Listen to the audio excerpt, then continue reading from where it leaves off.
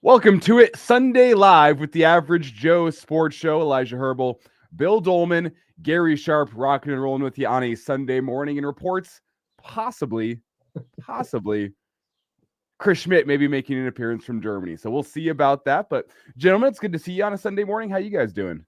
Good. Did I see in his text he's in Munich? Yeah. Yes. Okay. 50 miles to Munich, leaving the mountains. We'll hop on 11-inch. All right. Might drive his mom nuts. Yeah, he might get some pushback on that one. Yeah. He'll Well, try Hey, but we're worldwide. That would be we have not planted the Average Joe Sports Show flag in Germany yet. Not yet. Okay. Not what negotiations are ongoing, tariff issues, all that stuff. But yeah, one day we may have the Average Joe Sports Bureau in Munich. I will say I can look it up on our podcast service, and I know that we have had one download from the country of Greece, one from Croatia. We had someone download us from the Isle of Man. So we are going global with the Average Joe Sports Show. Now we're going to have a host in Germany. Yeah. So, Hey, we got let's see. Football has a player from Germany. Basketball, of course, has an international flavor. All can't wait. right. Yeah. Yeah. Cool. gentlemen, good to have you on a Sunday. How's your Saturday after we got done with the Average Joe Sports Show yesterday? I really don't remember. I'm gonna be honest with you. Making plans for the next Scott Frost press conference, all that kind of stuff. But like, we're just all counting down the days, Yeah, we are. Until, Big Ten Media Days will be, that'll be a significant time, because I think we're really going to get not just the state of the conference, but I think we talked about it on the show earlier this week, Elijah, that I think when we hear from Petiti and Sankey, that we're going to have a pretty good idea of what the next probably 9 months of college sports is going to look like, because they're going to have to give way to the actual season, and let the games be played, and let the politics maybe take a backseat. Maybe that's just wishful thinking on my part, but I think what Petiti and Sankey say will go a long way in determining at least the business landscape for a while, and then let the games be played at the end of August. Yeah, I'm like tomorrow, SEC Media Days begin in Atlanta, which also has the All-Star game going on. So, the SEC Media Days might be bigger than the All-Star game. I think he'll, he always, it means more. That slogan came from there. He'll wear the shield pretty well. And he'll say all the things that he normally says about the SEC, and I'm sure he'll touch on the playoff in the future. The Petiti one a week later will be, to me, the more interesting one, because he hasn't spoken much publicly, and now he is on a stage where people are expecting him to kind of play his cards of what the Big Ten wants moving forward. But I love talking season. The SEC does 4 days. The Big Ten stretch theirs out because of the logistics. It just is one of those things where, all right, the season is almost here. Because once you come back from, like Nebraska, once they come back from media days, they start going into camp, with the starting on a Thursday. So we've almost made it. If you need a fix, drive through campus today. Like, if you're like, man, I love my summer evenings, it's still a long way away. Just drive through a college campus, drive by the stadium, and then you'll be like, yes, here it comes. Despite the fact this show in less than 7 weeks will be breaking down what happened on a Thursday night at Arrowhead. Just think about that, all you Croatians that are listening. this show could be breaking down. Have we seen? They've taken the text off the back of the big screen, and we don't know what they're replacing it with. I assume the same text updated, but could be a good talking point on a Sunday morning here. I'm kidding, but wait a minute, did we do something illegal to lose 5 national championships? That's what I'm wondering. So you say Nebraska with all the years, and now it just says the letter A, and I think 1997 are the only 2 things that are still up there right now. Because they put in not a new Husker Vision, but they replaced all the panels, right? Mm-hmm. So it's supposed to be crisper. Maybe they're doing something with the backside as well. this close to the season would be a little.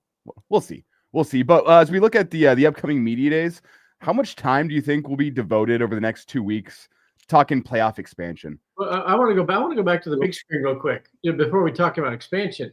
Is it possible that Nebraska is doing something on the backside of the big screen board for the people in the North Bottoms so that they can watch the games, much like Texas A&M did when it filled in the North Stadium, thanks to Bill Byrne, and put in that scoreboard on the outside so all the dead Reveilles who are buried in the lot in the grass north of Kyle Field, I mean, right there on the grounds, that is sacred Texas A&M Aggie land.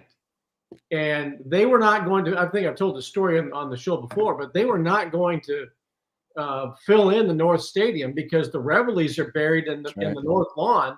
And if they filled in the stadium, the dead dogs wouldn't, and they're all buried in a downward dog position or something. They're all supposedly to be able to watch the games.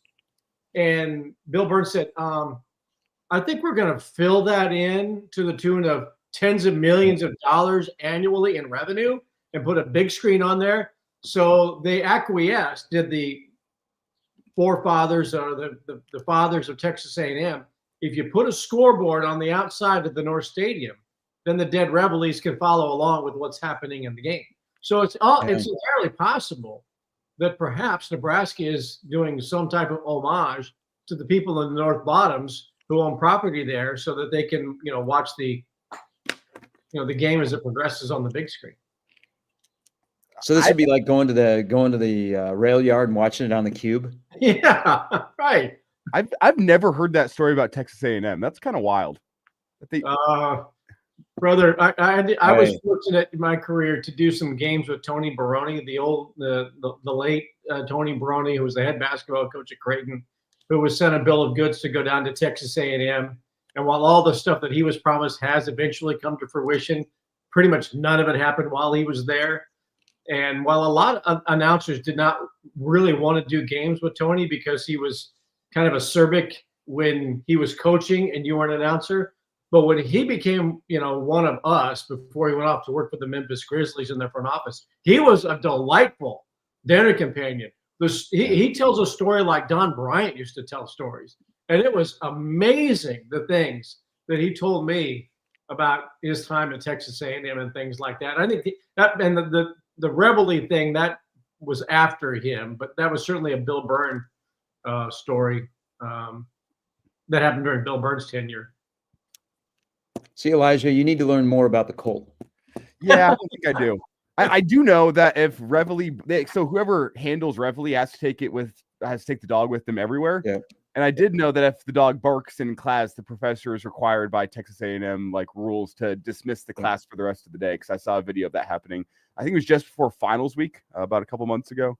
And the dog barked right before, or right in the 5 minutes into class, and the professor had to dismiss the class based on university rules, which is crazy. Yeah. It's a wild place. It's a wild place to watch a game. I mean, they do have a couple of traditions during games that are pretty cool, but it's different in College Station. Just think if they ever won in football. They have a ton of money. I mean, they might have more money than God. Just think if Texas A&M, and I think Mike Elko was a really good hire. He wasn't the flashy hire, but he was like, well, let's just hire a good football coach, not a used car salesman like Jimbo. Just think if Texas A&M ever won consistently. The money that would flow even more into that program. I think Elko could be the guy for him too. I liked what he built. I mean, first year down there at A&M, I thought it was a fine season. Got some good talent. I think Elko could be the guy that finally gets that program on its feet. I mean, it's been really since Manziel that they've been truly relevant. They've had some all right seasons, but I think Elko could be the guy that can rise them up and make them a contender down at SEC. See, I think places that hire coaches that you don't need to win the press conference, just hire coaches that are good football coaches. I mean, Mike Elko, who has got the largest head of any human you've ever seen, he wears an 8.5 ball cap. Now, I'm not kidding. He does. Saw him at the College World Series 2 years ago. Man's got a gigantic head, but he also knows how to coach football. A lot of football knowledge in that head. Yeah, he's not like he walks in and he's wearing like these fancy suits and stuff and slick back hair. He's like the complete opposite of Jimbo. Like I appreciate athletic directors that go, okay, we might have a big brand and we got a lot of money, but why do we need to hire this, the flashy guy? Why don't we just hire a good football guy and let him go to work? Kellen DeBoer in Alabama is another thing. You could even say that about Matt Rule. I mean, I don't think Rule won the press conference. I mean, probably in that state, everybody wanted something. So when he spoke at the end of November a couple of years ago, you're like, just say hello and you've got me. Well, if we go back, I think there was a lot of the fan base that was frustrated that Wisconsin got Luke Fickell and Nebraska got Matt Rule. And obviously, I think within the first 3 months on the job, Rule's able to shift some opinions about that. But I remember our reaction show to Matt Rule's hiring. People were saying, man, you let Fickell go to Wisconsin. Fickell was the guy to hire. And look how, 3 years down the road here, I said those two hires would be linked during our reaction show shortly thereafter because of the timing and the amount of legwork that each was going to have to do at their program. I mean, Fickell wanted to do a complete culture and style shift at Wisconsin. Matt Rule had to resurrect Nebraska. Nebraska seems to be trending up. Wisconsin seems to be trending down. They got a brutal schedule. We've talked about that plenty, but I don't know. I think it's interesting how things have changed because Fickell was a guy that won the press conference for Wisconsin fans, talking about how he wanted to shift them, bring them into the modern era. And I don't know, it could be last year for Fickell this year, in my opinion, whenever I look at their schedule and the talent they have on that team. It's going to be an uphill climb for Fickell to get to a bowl game this year, in my opinion. It's amazing how Wisconsin is not talked about. It used to be a foregone conclusion that it was Ohio State, Penn State, Wisconsin, and then, of course, Oregon comes into the league and has supplanted Wisconsin. But even in now year 3 for Luke Fickell, the prospects seem to be pretty solidly in the bottom half of the league and not a team that's going to flirt with, well, certainly they don't mention them as an outside playoff team. Like, Joel Klatt famously said this past week about Nebraska being one of the 10 teams that could make their first ever football playoff appearance, or college football playoff appearance.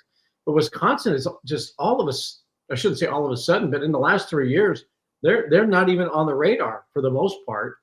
Big name, but I don't think anybody fears Wisconsin the way they once did. Oh no. He tried something, it didn't work. I think he's course correcting. If you look at some of his hires, and now, they might have their best quarterback since he's been there in Billy Edwards from Maryland. But the problem with Wisconsin in 2025 is you can't run away from that schedule. I mean, for the longest time, Wisconsin benefited from a really good in-conference schedule, like their crossovers, and now they've got a brutal schedule. If they go 6-6, you might go, man, that was a pretty good year. If you look at their schedule, 6-6 for a team like Wisconsin that's got the history of the last 30 years, 6-6 might save Fickell's job. Right now, I'd be surprised if Fickell is still coaching at Wisconsin come 2026. But 6-6 with that schedule might be good enough to save his job because I don't think the talent they have there is great right now. They got a brutal schedule. I'm looking like 3-9 or 4-8 could be a very realistic season prediction for Wisconsin. I'm looking at the under on their win total from Vegas. 6-6 might save his job in the eyes of the administration there. I'm sure they want to, make sure they hold on to their money as well as their coach. But at what point does 6-6 start to trend to where Nebraska's been in the last 20 years, or at least prior to Matt Rule, who has given Nebraska fans some excitement and hope that things are turning around? If Wisconsin goes 6-6 again this season, and that's the trend, how soon do they trend into the abyss that Nebraska has suffered through? How long before apathy would settle in a state where there are far more things for them to be interested in, Packer football being the main one in that state. Plus beer and cheese. Affiliated schools in Wisconsin, and there's other allegiances to schools in the surrounding area in the Big Ten. I mean, they don't have the 24/7, 365 following that Nebraska does. So if you're 6-6 and continuing to trend that way, it's entirely possible fans might go, I don't feel like jumping around anymore. And I think you kind of saw that with some of the attendance numbers toward the end of last season. They didn't have near the enthusiasm for Wisconsin football. I think they're in a dangerous period, especially because Beaton was doing so well in Illinois. Yeah, their recruiting is kind of interesting. They will win a battle, but not a ton of them. I think the thing with Wisconsin, and granted they changed their offense and they started to change their identity, and no one was in Madison to go, hey, there was a school in Lincoln that did the same thing when they hired a guy named Bill Callahan. Is they have gotten, if you look at their really good teams, of course, had running backs, but they were always so good on defense. Like Jim Leonard not being there, I think hurts them. But they used to have like linebacker after linebacker. And the last couple of years, even towards the tail end of Chris, and remember, they were starting to go downhill, not necessarily the results on the field, but their recruiting had really started to slip under Paul Chris. So this is kind of I think a trend that's been going on.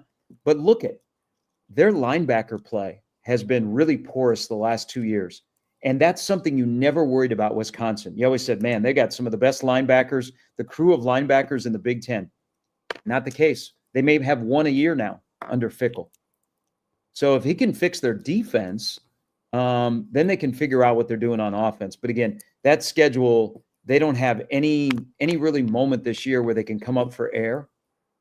And people are starting to, like Elijah was referring to, and Bill, you were as well.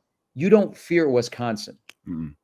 Like you don't go, oh no, there's Fickell, and they're going to run it down our throat for 60 minutes. Now people are like, you know what? We can compete with Wisconsin.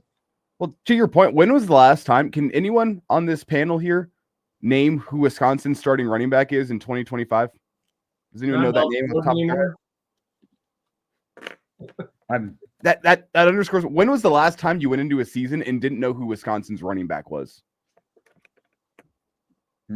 Well, and because they had a identity that served them well for years. Defense and running the damn ball. Their defense has slipped, and I couldn't tell you off the top of my head who Wisconsin's running back is. It says a lot about where that program is and how Fickell has tried to change some things. The passing attack hasn't worked great, but whenever you don't know Wisconsin's running back, first time probably since Nebraska joined the Big Ten that I couldn't tell you going into a season who Wisconsin's running back was. Well, to Gary's point about linebackers, it was the same also said about their offensive line. And that's why you knew who their running back was, because the offensive line was just plug and play who's next, and they just would turn out yards, and that made stars out of their running backs. And now when the offensive line recruiting has slipped, therefore so has the marquee dimmed for whoever is next up in the running back position there. Isn't the interesting thing about Wisconsin is we'll still pay attention, but the fact that Nebraska and Wisconsin don't play this year is still odd to me. That's a trophy game. What do they do with the trophy? The trophy in Lincoln, do they put it in the closet? Do they keep it on the receptionist's desk? It's like, and because like last year, how much did you pay attention to Minnesota? Like once the season started, you probably didn't pay as much attention. So now Minnesota's back on the schedule. It just is odd that Nebraska and Wisconsin, which, being in the West, they kind of tried to force of, okay, it's going to be Nebraska, Iowa, Nebraska, Wisconsin. And now you don't play Wisconsin this year. Was that also a Legends and Leaders rivalry? That I don't remember. We have there's an original Legends and Leaders football here in the studio, and Wisconsin was in the Leaders, Nebraska was in the Legends. Oh, okay. Well, that allowed for the Big Ten championship game between Nebraska and Wisconsin. Yikes. Kurt Phillips against Taylor Martinez. Who could forget it?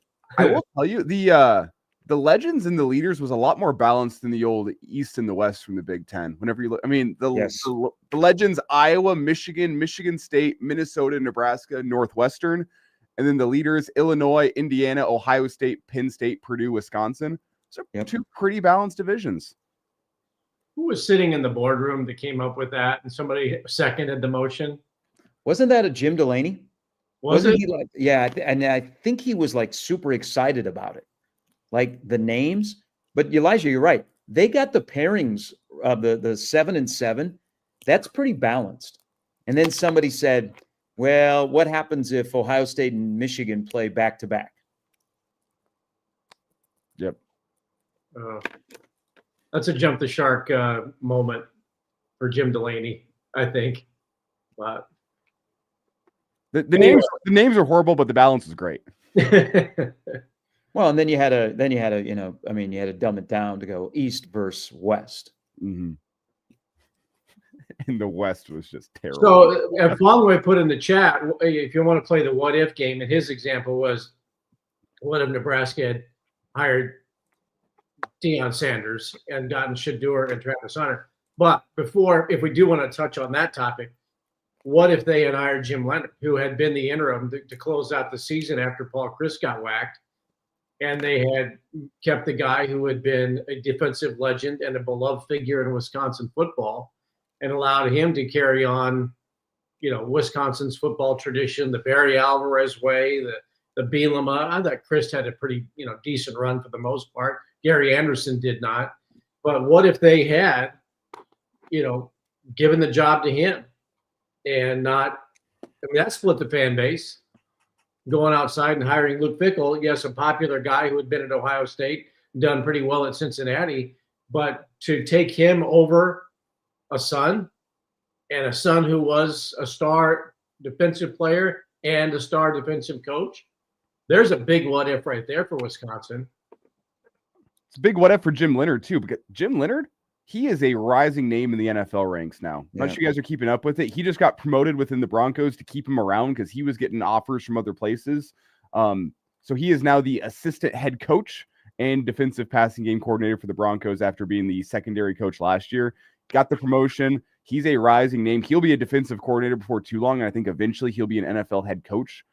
Obviously, NFL, we all know, it's moved a lot of offensive head coaches in the game right now, but Jim Leonard is doing fantastic work in the NFL, and I think the NFL is a spot that fits him better. I don't know. The big question mark with Jim Leonard is we didn't know really much about him. Could he handle being the recruiting coordinator that you need to be as a head coach? We didn't really know, but great defensive mind. The NFL fits him so much better, and he is doing well with the Broncos. I think the Broncos know they got one more year with him before someone makes him a defensive coordinator, and eventually he'll be a head coach. But, I mean, it's everyone loves playing the what-if game. Wisconsin fans, they wish they still had Jim Leonard. But that team, whenever he was the interim and took over, that team played hard for him. They loved playing for Jim Leonard. That defense was great.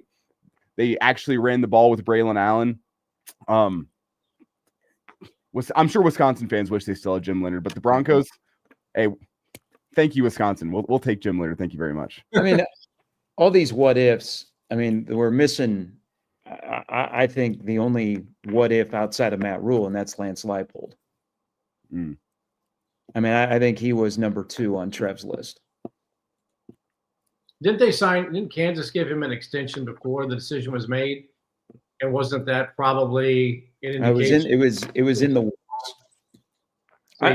I'm sure if Lance's wife had an interest in leaving, you know, because she's from that area, if she had an interest in leaving, then those talks may have gotten more serious. But I think by the time that Trev had gone down the road far enough with Matt Rule that the only hang up with Rule to Nebraska was Carolina. You know, and that's where not the backup plan, but hey, if this doesn't come to fruition, Lance Leipold is a guy that we have our eye on. And justifiably so.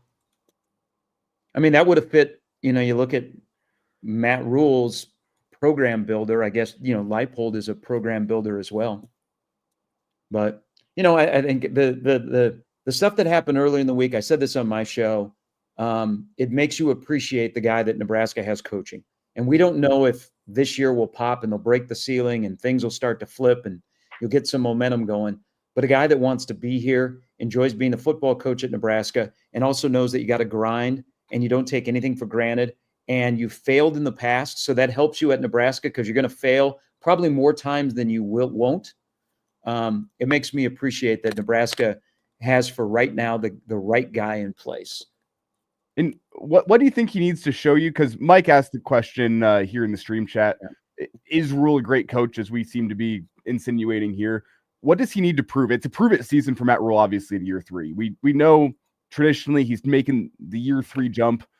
Both Temple, Baylor, that's what it's been. I think a lot of folks, national media and around here, expecting that year 3 jump. What does he need to show you here in 2025 to show, you know what, he is the guy for the job. He is going to be the long-term savior, and he's not going to be coaching for his job come 2026. Because I don't think, unless it's horrible in 2025, there's nothing that'll get Matt Rule fired. The momentum he seems to be picking up both on the recruiting trail and with this team, it seems to be, from a talent perspective, a better team. What does he need to prove to you to prove that he is the right man for the job moving forward? My first thought is let Dana Holgorsen do what he was hired to do and don't meddle. Just check. Hey, what you guys got going on down here? What do you want him to do this week? I like that play that we ran last week. Is it going to be in? I mean, that to me is job one, is to let him do his job. Be the head coach, as we've said all the time, be the head coach of the offense.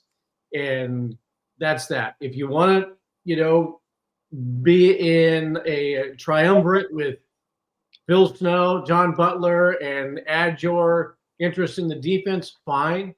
But I don't think that he can meddle in whatever it is that Dana Holgorsen wants to do, given how things went the last 2+ or a season and a half with Marcus Satterfield as his offensive coordinator. I'm sure he was trying to oversee what was going on there. I'm sure he wanted to be involved in the development of Dylan Raiola and what they promised him and all that. But this to me is job one, is let him do his deal. And one of the things, I've been meaning to mention this on the show, and Gary, you were up there at the College World Series, but Matt Rule was up there. He's working the media. He's glad handing the fans. He's taking all kinds of pictures. We've all seen the social media stuff. And here's a guy who was enjoying his summer by taking in the College World Series and all the other things that he does. And I'm thinking that he just has Dana Holgorsen and his other people, but especially Holgorsen, back in Lincoln, whether it's at the embassy suites or holed up in his office in Lincoln, just letting him do his thing. And I would imagine Holgorsen is happy as hell. That's all he has to do. As much as he might like to visit the College World Series and watch some games, he's content to let the head coach do that kind of stuff. And all I got to work on is X's and O's. So that to me is job one. I don't really want to see his fingerprints on what Nebraska does offensively. I will say opening day. So Nebraska is 0-5 in the last 9 years against non-group of 5 foes. There's Ohio State in the COVID year, Northwestern, BYU, Illinois, Minnesota.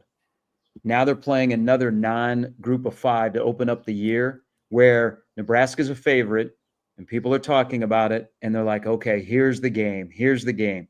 You don't stumble at Arrowhead. They also have to, in year 3, they have to have a signature win. A signature win where you go, okay, things are different. Like, prove to me that there is a new Nebraska, not an old Nebraska, that we've gotten used to, that you have a signature win. You beat a team that you're not supposed to beat, whether it be on the road or at home. You hold serve at home, and you make November matter. And the other thing is that your best football is in November. I mean, Matt Rule has won back-to-back years at least 5 games by Halloween. And then November begins, and they went from losing 4 in a row the first year to 1-3 last year. And if you look again, the schedule sets up USC, Penn State, Iowa, and a trip to UCLA are all in that last month of November. So those would be steps I'd like to see during the course of the season. And of course, break that long losing streak, whether it be Matt Rule's or Nebraska, where they beat a ranked team. What are 2016 Oregon's a long time ago, boys. Before we welcome Schmidty to the show here, what are the opportunities in your eyes for that signature win, Gary? Well, obviously, we circle Michigan. I mean, there's not that many marquee matchups, and things might change as the season goes on. What games do you circle as being those potential marquee win type games? Michigan is number 1. Michigan, and then Penn State. Do you put USC in that category?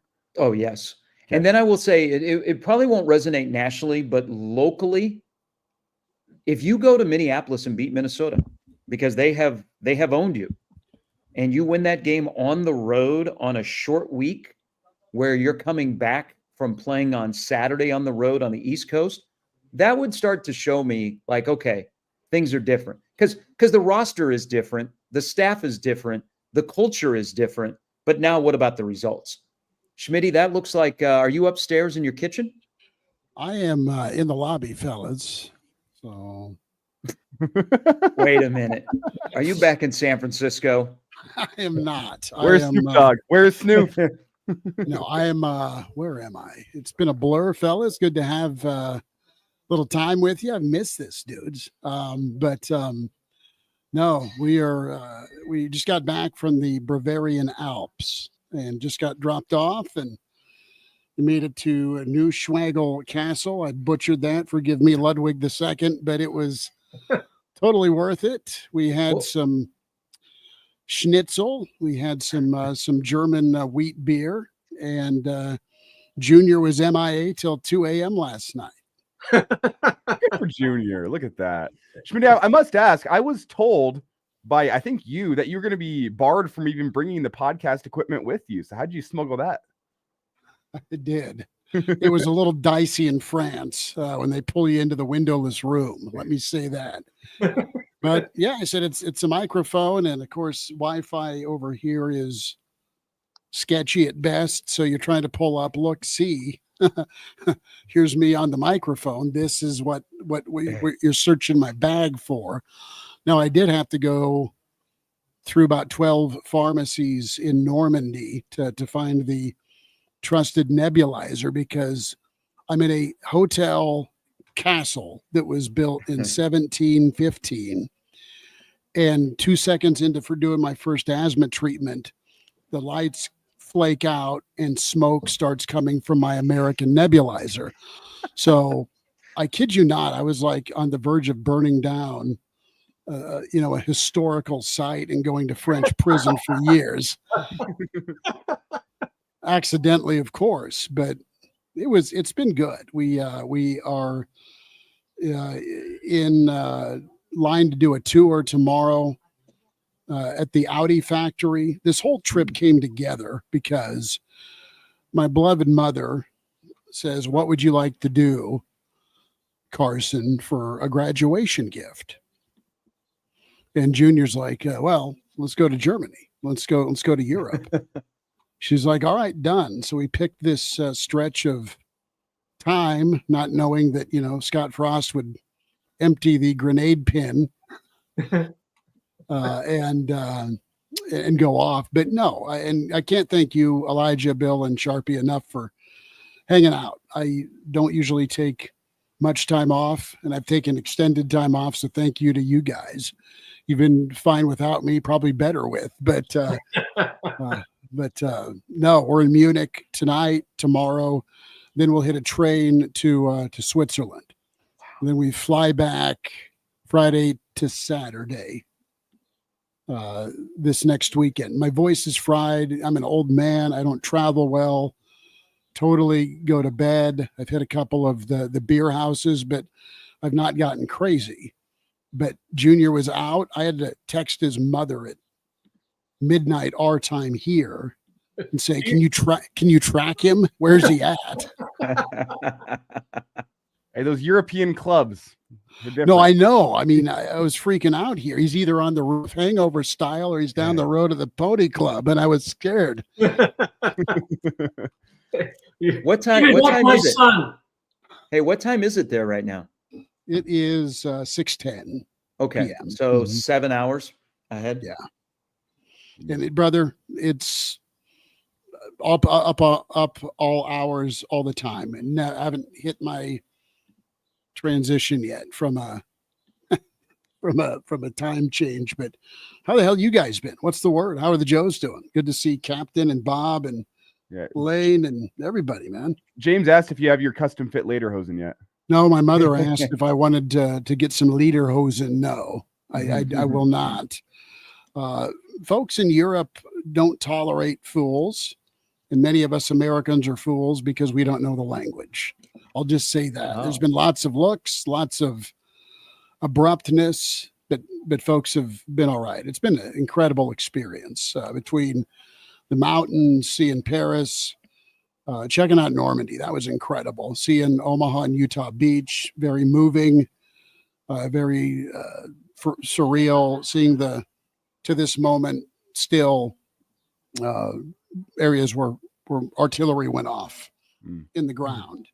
Grass had grown over, obviously, but and then just to see all the German fortifications that, America's finest on D-Day overcame and conquered. We never got to Grandpa and Grandma Schmidt's village. My dad's parents' families. They're from northern Germany, but did see and find a timeline of when he was injured in World War II. It was a month after D-Day. So part of the 134th Infantry for Nebraska. So that was cool to learn about. So hey, real quick, you have not made the international error of ordering a non-alcoholic beer no, at a German pub as I did in Ireland at Dirty Nelly's? no, we went in, we popped You into a learned, place. you learned from my mistake? Didn't let that mistake happen. There's been no shortage of alcohol orders, and we've made sure that there's been alcohol in them. Yeah, the music hasn't stopped. Animal House style. There's been no one from the old El Paso salsa commercial that says "get a rope." Yeah, we've minded our P's and Q's. We look American. We're drinking water all the time. Apparently, that we're the sore thumb there. And it was a bit of an adventure because Junior was trying to get his money back on a couple of his purchases, from the tax exchange. You're supposed to get 12% off. Being the good Schmidt, he was hunting that down, wanting his 12% off. And we got shut down in every country. And it's on Dad's credit card. So we're going to shake him down until we get paid. Signature wins. That's where we're at. That's what we're hitting on. Hey, hold on. Have you, like, if someone says where you're from, do you say, I'm where David Hofkin lives right now? No, I have not gone with the Hoofkin call. I have said we're from Nebraska, the United States of America. And most of them are like, oh, middle of America. Okay. Oh. So they know the general region, but every old gentleman here looks like Wilford Brimley. He's walking a wiener dog and he has Keith Van Horn socks rocking. Have you found any potential diamond in the rough offensive lineman or defensive lineman? We discussed Schmidty going 0 dark 30, doing some recruiting while he's over in Germany. I think the best way to put it is there is a few foreign exchange student master's level course candidates I think would be wonderful. But you haven't found any of them yourself? I have not went out and talked to women. No, I have not. People watched. I was talking offensive line, defensive line. Those 6'8" diamond in the rough types. No, we're talking football here, Schmitty. It was just fascinating. People watching in Paris. Traffic here. My God, if Ted Kennedy were alive driving in this town or Paris, between the bridges, the lakes, and the pedestrians. Wow.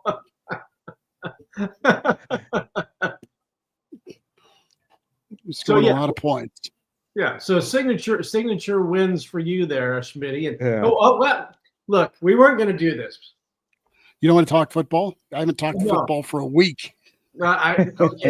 Okay. We didn't want to do it, but because this is your first opportunity to talk about the pulling of the grenade pin, what did you think of what the former Nebraska head football coach had to say? How about that?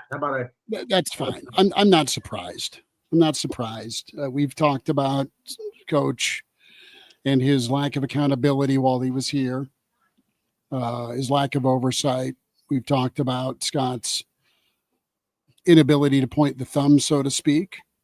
And, a lot of really high-level athletes or successful people have that kind of FU attitude. They just do. And that came across. There's the competitive part of him that wrongfully, rightfully came out in a setting. The God honest truth with Scott, I believe, is the guy is just a mess socially with the position he's in and the part of the communication it requires.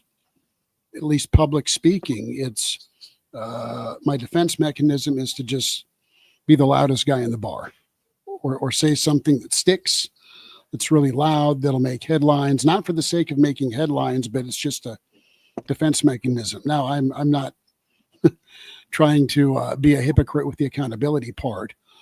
The thing to say is I wasn't ready for it. I didn't do a good job. I have a lot to learn. There needs to be more of a humbleness, and maybe there is internally with how he'll approach round 2 at Central Florida. But the humbleness part was lacking here, and folks, many wouldn't say it out loud, but that was the concern when he was announced. Hindsight is what it is. And now the other part of this too is with Scott. I mean, his comments hurt a lot of Nebraska fans that cheered him on back in '97. Hurt a lot of fans that stood up for him and accepted him when he transferred back from Stanford. He's not lying to you, though. He didn't want to take the job, felt pressured to do it, came back because I think his dad was proud as punch. His son was going to be the head coach. I think he wanted to do it for his dad. He wanted to do it for Coach Osborne, and I think he wanted to do it for some of his former teammates, but more so the ego part of it is, yeah, man, I'm the head coach in Nebraska. That was the part that got across the finish line. But the old great responsibility part of that saying, very real, wasn't ready, and it showed clearly, and it trickled down horribly, not just with parts of his staff, but also if your boss isn't willing to own up to things, why the hell should you feel like you have to do it as a player? And that's the biggest issue. I hope he succeeds at Central Florida. Scheme, from a play calling standpoint, there's a lot of folks that still think he has a ton left in the tank, and you hope you live and learn. What should have been said, if I'm a PR agent for Scott Frost, is that, listen, it should have gone better. I wanted it to go better, but I'm not there anymore. I'll be better because of, and here's what I needed to be better at there. Quite frankly, that arrow hits Nebraska fans, and it will, who've backed him the way he said it. That's how they'll take it. I get it. But it was really meant for his former athletic director, Trev Alberts. When he said what he said, that's who it was directed at. And Trev's no longer here either. But it's a big old can of worms, and everyone's exhausted by it. But it's fascinating soap opera drama for the rest of the world. Well, and I have, by the way, I have volunteered to go to Big 12 Media Days next year to ask him a question about Nebraska, so that it'll give us something to talk about for another week in the summer of 2026. So that's just my public service for the Average Joe Sports Show and the Nebraska media at large. All right, Schmidty, signature win for Nebraska in 2025. To be honest, I mean, I think Nebraska should split with either Michigan or SC, get one of them. My signature win, your wow win that causes ripples, would be Penn State. I think with the internal expectation of this football program, if you ask Matt Rule and his guys, I think they feel like they should win all of them at home. I think they're that confident. I think they are that ready to take a step. Signature win. At the time, it could look like Michigan, for sure. But I think you want to say, wow, you want to talk maybe a pivot point moment, right? You look at signature wins of past years, 78, Oklahoma for Tom, at Michigan for Devaney in 62, out of the gate. Looked like maybe for Riley that Michigan State win against the college football playoff team. Mm-hmm. And the signature win could have been for Bo, could have been 2010 against Texas. You were 5th in the country. You had wowed a lot of folks in 2010. You just lit up K-State on national TV. You went out and dismantled Washington. But I really honestly think that this is, from a talent standpoint, 9-win football team. They're an 8-win football team if they have some injuries, and the second wave isn't as ready or as good as they think they are. And I don't think Klatt's off either. He's not just pumping sunshine. I think he's analyzed this thing a lot because he's been one of the guys that's led with his chin on Nebraska nationally. That's bought their stock about every year. But I think he's ready to go back in because he's talking to the right people, and I think they feel really pretty good. It's been quiet, though. It's been quiet about Nebraska, and I think Nebraska loves that. We talk about the adversity. How does the team handle adversity? We know the quarterback went through adversity as a true freshman, doubting himself a little bit, right? Well, you'll have adverse moments that you should know how to handle better in the final 2 minutes of a game against Michigan or USC or at Minnesota. But the success part, you get comfortable if you put some wins together and then go take a week off of practice mentally and get stung by somebody. That's where that 9 could turn into an 8, or that's where that 9 could be a 9 instead of a 10. That's what we're wondering to see. How good can it be? Can they wait that long to have one? You have to wait till Penn State to have one. Remember, they can't write. Look, they can't write one in pencil. Remember the Colorado game last year the Colorado game last year was a signature win, and first half especially, and then the second half was a dull fest. But they win the game, and then a couple weeks later you lose to Illinois, and all of a sudden you look back and they forgot the signature isn't there. They forgot to hit finish on DocuSign, and so the signature win against Colorado was gone. But Michigan is a hinge game for Nebraska in 2025, in my estimation. If you beat Michigan, you put a signature down because you beat a helmet and a front of the jersey.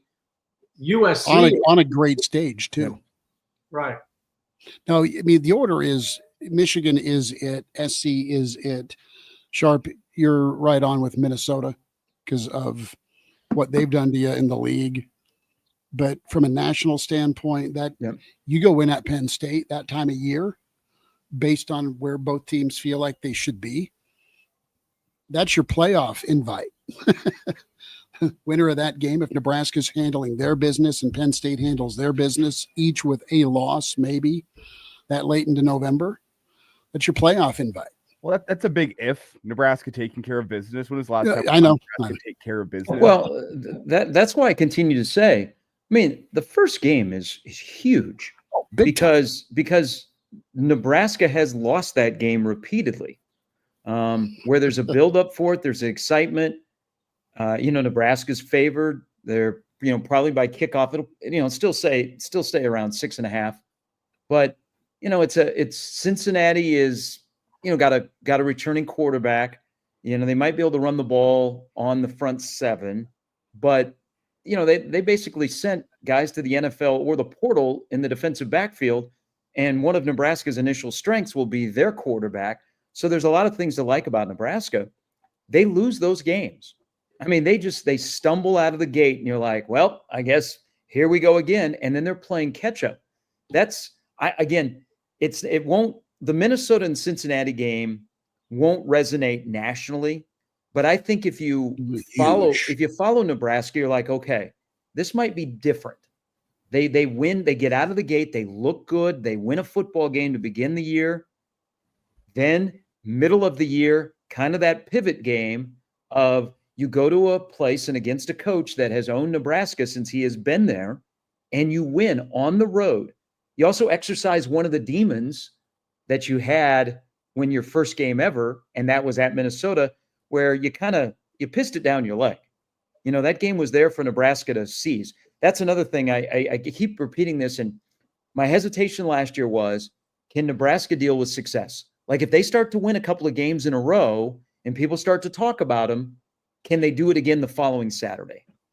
Because that's new. What happens this year if they get off to a really good start and they navigate that schedule, and they wake up on the end of September and they're 4-0, and now they're ranked. And now you got Michigan State, Maryland, Minnesota, Northwestern, the next 4. And you go, whoa, 7-1, 8. How do you deal with that? Is this a mature enough team that they just go game 1, game 2, game 3, game 4? And we'll see. But the first game, man, we're going to have fun. There's going to be a lot of attention. It'll be a Nebraska home game. That's mammoth for this program. I love the test that you're going to get to with that front 7. I love the opportunity for Nebraska's defense to not be a liability out of the gate, at least when it comes to stopping the run. They're sick of hearing it. I know that's a question mark. They're probably ticked off about every question mark there is, but they're a major part of this equation from a prove it standpoint, from this breakthrough, prove it, pivot season is, all right, dude, no one could run on you last year. You know what Michigan's going to want to do? You know what Minnesota's going to want to do? You know what Cincinnati's going to want to do? Are you going to let them hang around and inflict their will on you time and time again this season? Whether or not you have an offense that'll actually bail you out this year, or a special teams unit that can do the same. I think it's going to be fun to watch this defense get after folks. I think it's going to be fun to watch the defense come with some pressure, but can they make it a situation where it is hell for whoever on 3rd and 8? Because your run game's garbage and you don't have time to throw the football. How about this? Is there a signature loss that you've seen in the last 2 years that has to be erased? It's Iowa. Every year it's Iowa every year. Well, okay, that's yours. Is there a game where you're going, that is typical? That is a typical Nebraska football loss. Yeah, maybe it's Iowa because there's plenty of 13-10 one-play games and a last-second field goal that you lose on the walk-off. Plenty of those, but is there one where you look at and go, that's kind of typical and that can't happen? Like again this year, that has to be corrected. The first game that Rule coached, because look at how they lost that game. You know, it's miraculous. Yeah, just little mistakes. That I know that's the first game of his career at Nebraska, but that would be one I'd go, okay, that's how Nebraska loses those 1-score games. But back to Schmidty's point, the Iowa game last year, I think guys internally believe they choked that game away. Mm-hmm. That's the loss that sticks with them. Like they talk internally the most about is what happened in Iowa City. They absolutely did choke that one away. Because that would have been a signature. That definitely would have been a signature win. And it was outplayed them for freaking 58 minutes.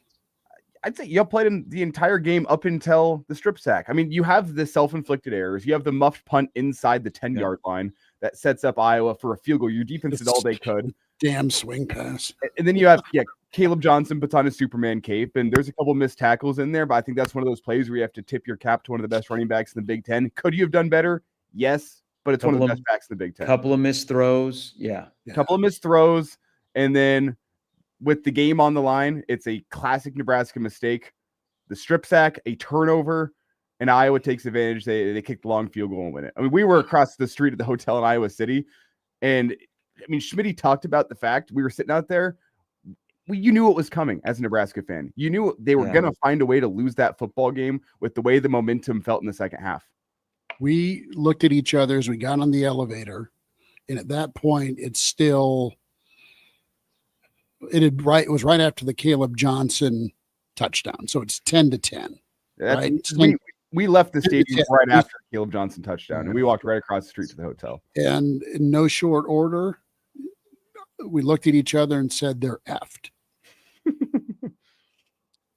Went across the street, plugged in the Ethernet, peeked out from the top floor. We could see the Jumbotron from the top. Saw the Jumbotron lose it and ordered around. Yeah, that's and Bob's comment, and there's a lot other in the stream. You have to reverse where, you know it's coming. That mindset, and because I think that filters down to players as well and coaches. Even if you've only been here for a couple of years, oh boy, I can feel it. You know what I and think? Bob is right. People in that stadium, you got the sense that we just have to sit back and wait for Nebraska to hand us the football game instead of taking it from us. Isn't that the flip this year? It is. Nebraska takes it from you instead of everybody that now plays against Nebraska. They sit back and they go, Nebraska's going to make typical Nebraska mistake. We just have to wait for it. And then when we get it, we have to seize that opportunity. What I look forward to in a similar situation where you could have punted and still won that football game, but the strip sack that puts you in field goal range or 25 yards away from the kicker's range, you have an offensive coordinator right now that isn't going to be afraid to call, 4 wide shotgun formation, same formation, hell, probably maybe the same play call at that exact moment. But you know what the offensive coordinator you have this year is going to do? He's going to give your right tackle, if it needs to be the right tackle, or your left tackle, whoever may be a air quote liability against the first team All-American Iowa had coming as a matchup mismatch on Nebraska's right tackle last year. That one-on-one you don't want ever. You sure as hell don't want it on 3rd and 6 with 2 minutes left, because you have an offensive coordinator that right now is going to call a timeout. And I know he was there last year, but you got a better grasp. It isn't 4 games in. It's going to be a season's worth. Yeah, you're not looking at your players by their jersey number. You know who they are by name and what their tendencies and strengths are, so you can call plays accordingly. But I would agree with you on that one. The game that comes to mind is Illinois, though. But I agree with Iowa at the end of last year, because every phase led to the collapse in a microcosm of a few moments, although the missed tackle was earlier in the game. But that does have all the signs of that. That is a typical heart-wrenching, bone-crushing, spiritual, soul-sucking loss that signifies what has happened. But Illinois was one where you had a winnable game at home, and you were pretty much in control, and then you get manhandled in the second half, and you're going, why is this team getting manhandled? And then when you get into the critical time and adversity at the end of the game, you miss the potential touchdown reception, you overthrow, and then in overtime, you're completely ill-prepared to play that overtime period, and you've lost all confidence, you've lost all sense of play calling, and you just looked completely out of it, and that game was at home. So that is to me a signature type loss, but I will cede at the end of the year. No, Iowa's a game that can happen to any team in the Big Ten, where the other team's a pretty darn good football team too. They seized it and they outcoached you. It's the fact that it happened in 2023 in Rule's first attempt against Iowa as well, where you have the ball, I think in plus territory late, and you throw an interception. Iowa kicks the field goal with a backup kicker to win it. That 2023 loss was just as bad as 2024. That one gets kind of brushed aside because it was Purdy playing quarterback, and Nebraska, I mean, a chance to go to a bowl game, but you didn't feel great about how they were playing late in that season. And that 2023 loss was gross too, because I think you got the turnover to give yourself a chance, and then you throw an interception, and Iowa kicks a walk-off field goal in Lincoln to walk it off. It's like a game of freaking Tecmo, trading interceptions. Yeah. The sequel. Sharpie's wanting a German beer right now. It sounds like. Well, it's just it's if you tried to explain Nebraska football's ails, like in 1-score games, how they unfold to people that don't follow Nebraska religiously, like all of us do, they would think you're crazy.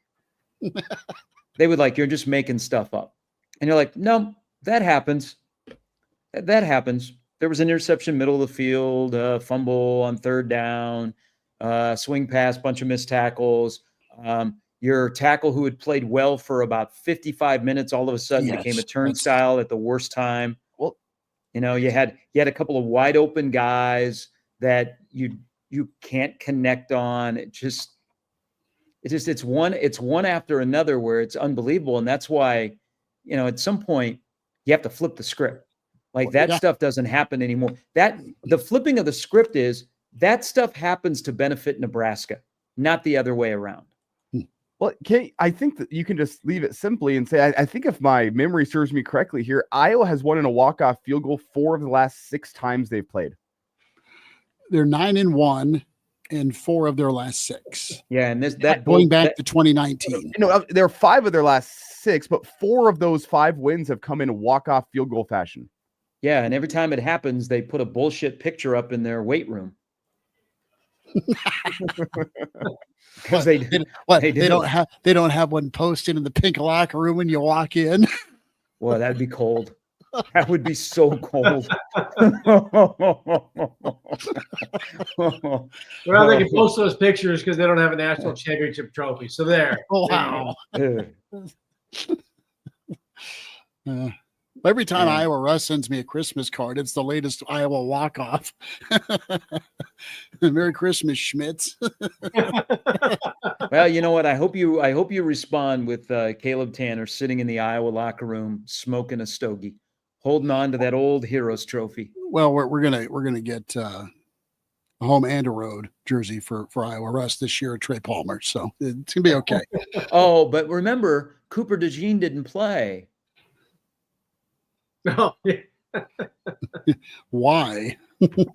See, so there's unbelievable losses against Iowa, and then there's whether it be why in the hell is Kirk Ferentz still kicking to DPE?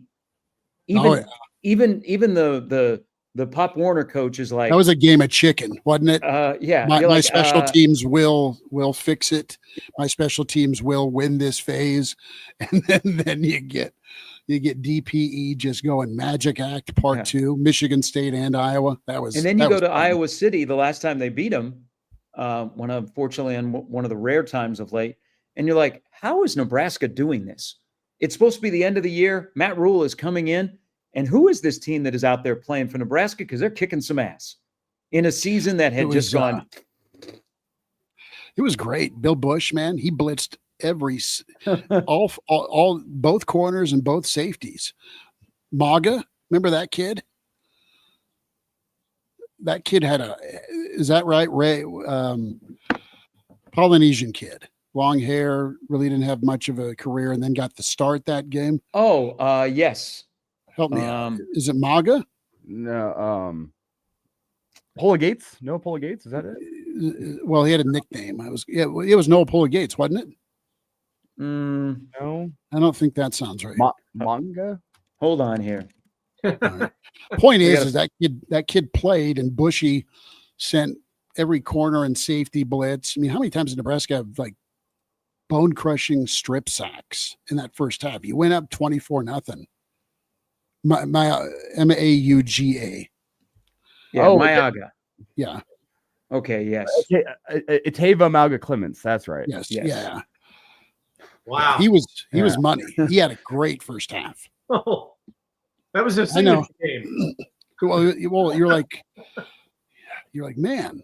Hey, that was Mickey Joseph's signature game. 4 years of that would have been great. Well, you know what? Just make that game matter on Black Friday this year, because the thing, they've never played against each other when both have been ranked. You know what? There's gonna be a point in time where Iowa's gonna have a hell of a team, and Nebraska will get up to their level again with games of subs. You want it absolutely coming down to, all right, there's an outside shot for both teams year in, year out to be a Big Ten title contestant, depending on how the schedules are, what the buildup is. You like Iowa's lines of scrimmage this year for sure, right? Because of their experience and talent level. What else is around them? But man, for that could have been. It's always been drama filled, but it could have mattered so much before this new era we're in for the North. I said the North, excuse me, the West, with the way that part of the Big Ten had been wide open forever, forever. And it just kind of came down to, all right, how does Nebraska screw it up this year?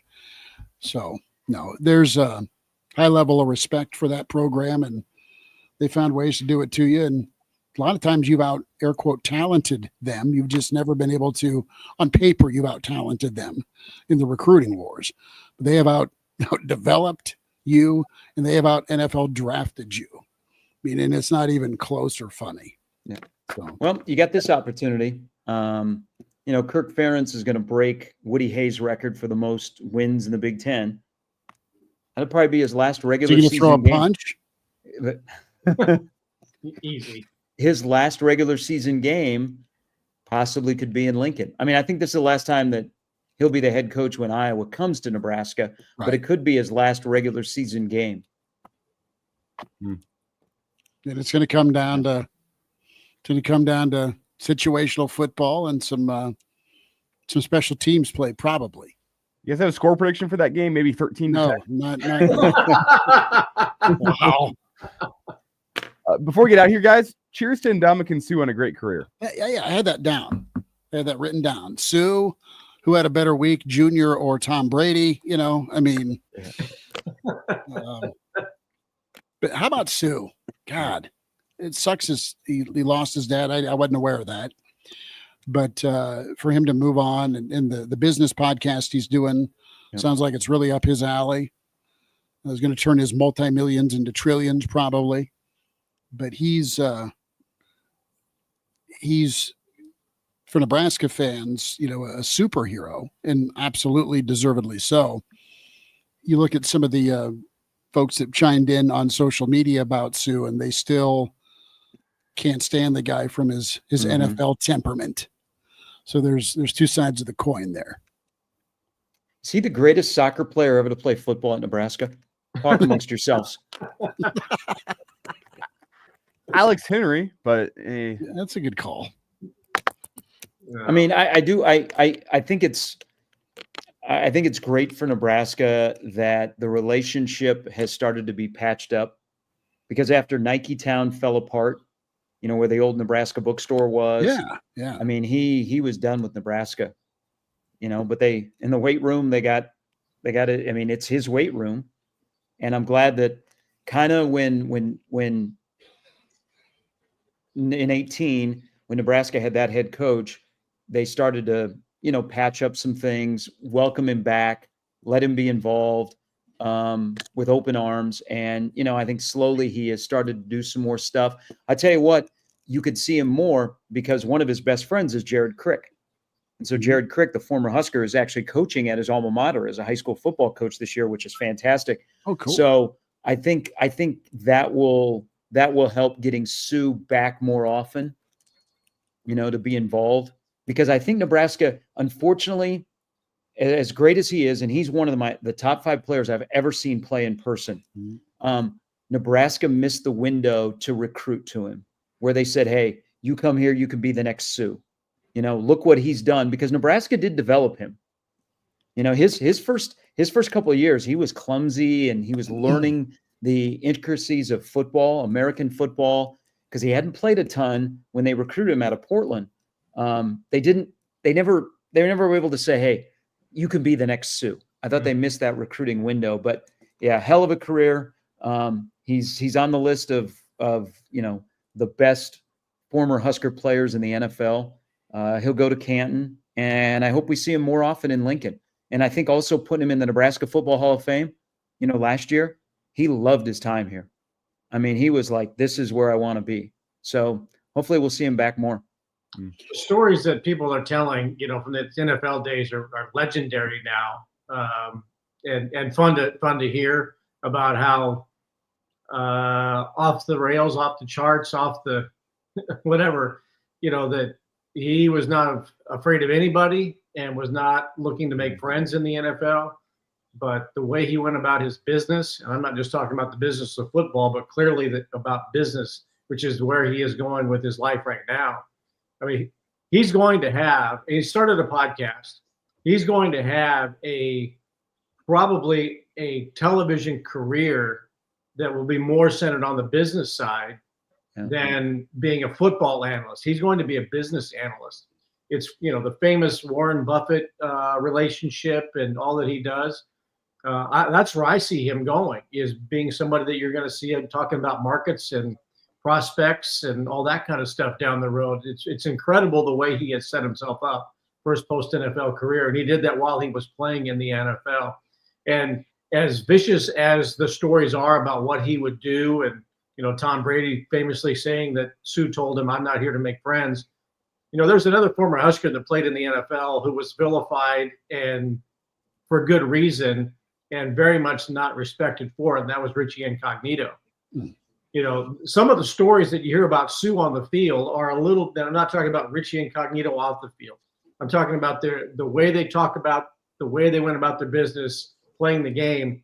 Incognito is not respected, not beloved or whatever, but the stories you hear about Suh make him out to be this mythological figure that people love telling stories about. And, as a Husker fan, people love hearing that too.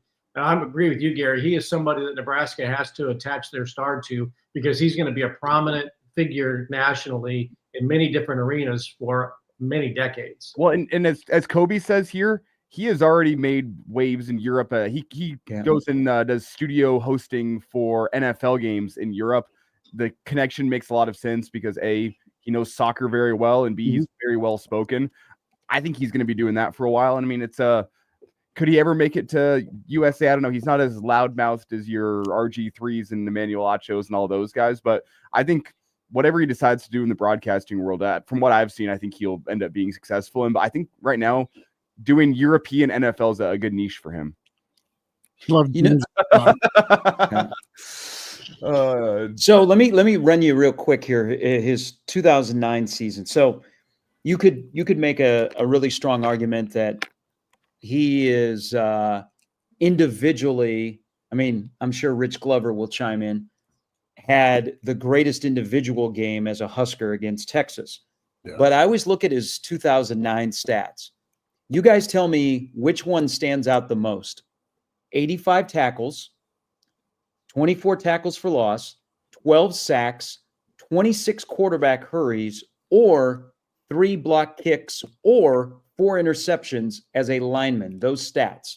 Which one stands out the most of his 2009 season? It's the 4 interceptions, because think about that. Think about the game-changing plays he made at Missouri, against Texas, against Oklahoma. I mean, we've seen the highlight, the Colorado game, obviously, in 08.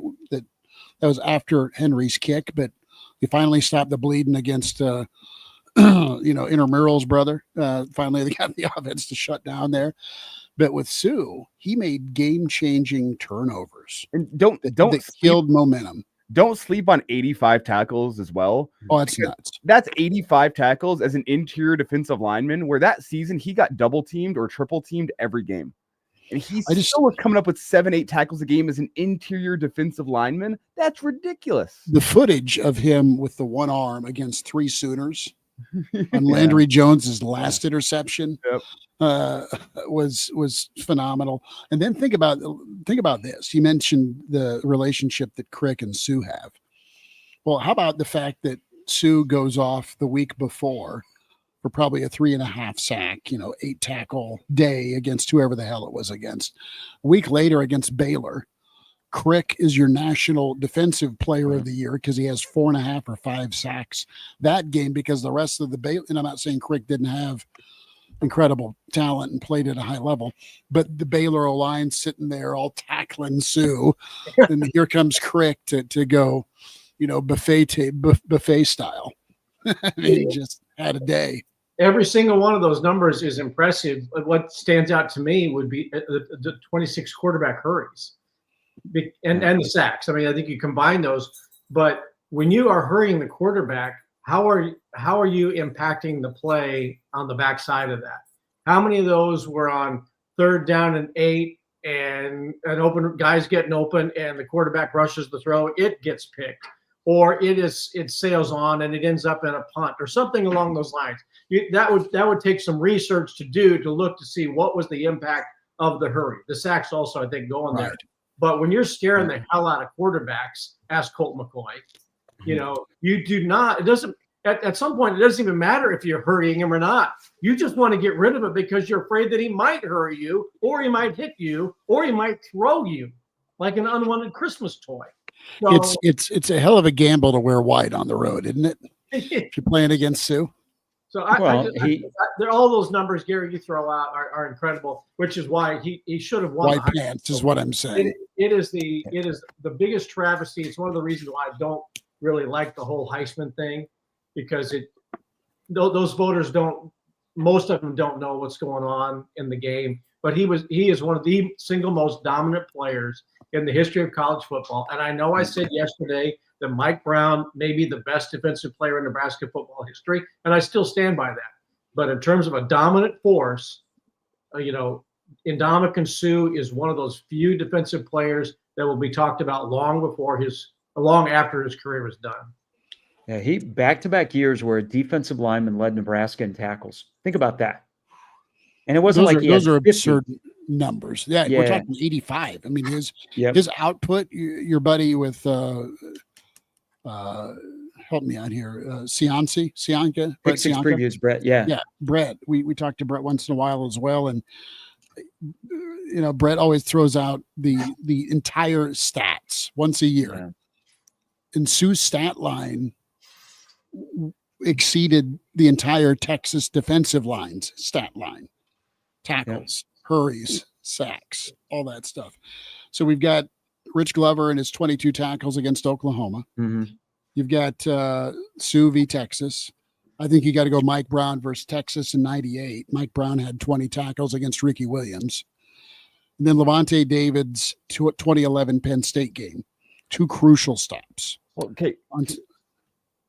Sorry, I've just been doing some stat hunting here.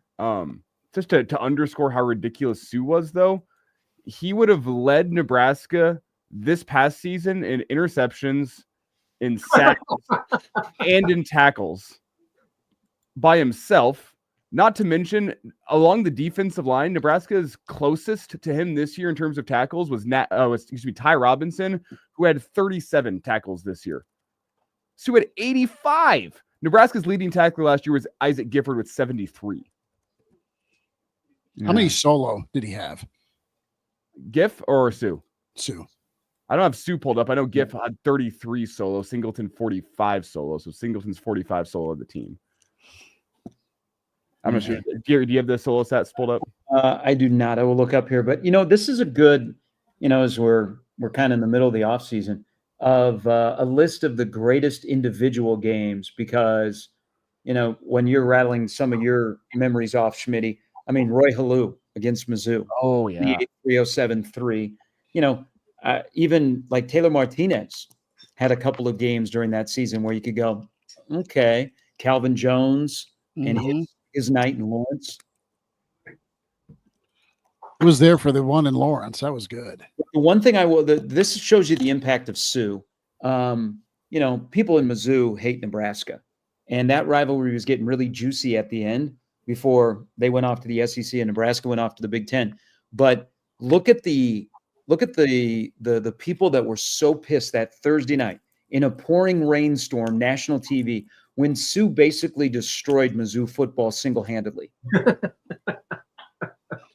Well, they thought Suh was cheating that night. They thought, he was unfair to Chase Daniel. Wasn't Chase Daniel still a quarterback? It was Gabbert? Shoot. Blaine Gabbert. Yeah, Blaine Gabbert. Yeah, like the mother of all high ankle sprains. Yeah. They were like, you know what? He didn't need to treat him like that, and excess, and Suh is cheating, and people were livid that night in Columbia. But he single-handedly ruined Mizzou football that night. They couldn't block him. Niles Paul helped out too. He was getting them back for Randy Jostice hit on Turner Gill. Yeah. Remember when Nebraska played really good games on Thursday night and they played well? Wouldn't that be nice to start 2025 that way? Good work. Good work. From Stillwater to Lubbock to Columbia to Manhattan. There's still a chew stained carpet spot in Southwest Lincoln where you're having a bunch of your college bros over and someone tips over the spitter in your mom and dad's basement. After Lawrence takes off for that first touchdown run. Wasn't mine. I thought Lawrence Phillips won the Heisman opening night in Stillwater that year. Yeah. Love that. Fellas, I'm going to keep on keeping on and get back at you here next weekend. Schmidty, you got to find a European Wimbledon watch party. It's we're currently tied at 2 sets apiece. It might be an instant classic. I was watching a little tennis at it's called Bugsy's in downtown Paris a 3 days ago. That was a good time. I had a Guinness with Junior. Junior's off to participate in the Hangover Part 2 tonight, apparently, with a buddy. I didn't realize I turned 21 on the trip, but good on him for taking advantage of. He's 21 over here. So. I think you're going to be getting a text just in case the bunny actually listens to the show. No, the bunnies. Yeah, we're gonna have to buy her something.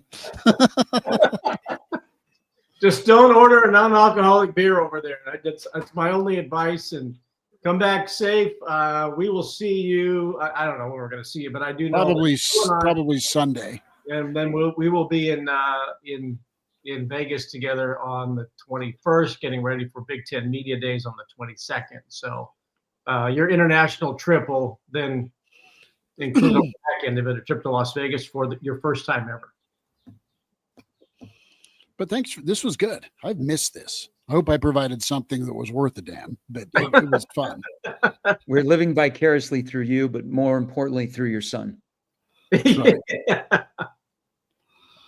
Good old Junior. Schmitty, you want to sign us off or should I? It's you keep driving, Big Cat. You sign us off. I was waiting for you. It's if you joined the show so graciously, I thought maybe I thought you do it in German.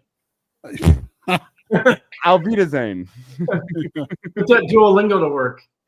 Guten Tag. Yeah. All right. Like and subscribe. Average Joe Sports Show, YouTube, Spotify, iTunes, Google Play. Like and follow on Twitter as well. AJ Sports Radio, The Iron Horse, Gary Sharp, Pride of Fairbury's Bill Doleman, Mr. Mustache, Elijah Herbel, and Schmidty here in Munich. We'll talk to you next time with the Average Joes. Appreciate y'all.